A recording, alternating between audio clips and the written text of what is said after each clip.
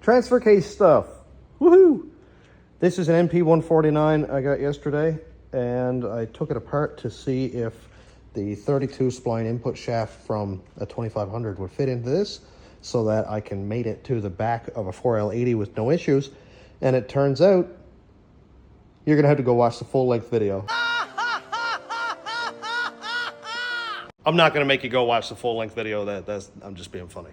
The 32 spline input shaft did not fit.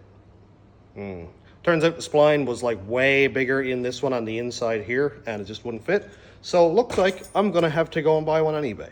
It's 250 bucks, and I have a lot of $250 to spend between now and the time this is ready. So I'm just gonna put it back together, lay it on the shelf, and when I get the 4L80 done, when I end up buying a converter for it, when I have all that other money spent, then I'll work on this. And I got to look inside of this thing while I was tearing it down. I've never actually been inside one, and it's really neat. It's got an oil pump, which is kind of cool. Runs over here to a filter, just like a pickup tube on a truck. And that one is pretty chunky looking. It's not pretty, so I think I may see if I can buy a new one. It just comes off of here with like a little rubber hose, so it'll be very easy to replace. And also this. So that sounds fine.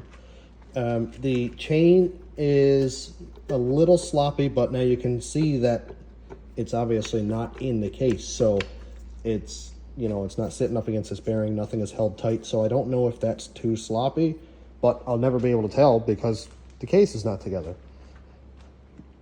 As for everything else inside this thing, it looks awesome. The pump has zero wear on it. And the back half of the case has no wear either at all. Even that little clip thing there is not damaged. So this thing must not have very many miles on it. Plus, look how clean it is inside. I didn't clean this. The guy had it under his bench, tipped down, so it drained all the fluid out. And it's just wicked clean inside. There was a bit of stuff on the metal, but no more than you'd find like inside of a transmission. So that's always a good sign.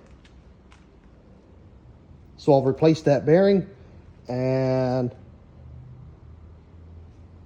a couple of seals, I guess, and that'll be it. And then hopefully everything will be ready to bolt together, put in the truck, and do the 4L80 swap over this winter. I'd rather do the prep work now than to find out all this is not going to work and the truck is on a lift fully taken apart, not able to go anywhere.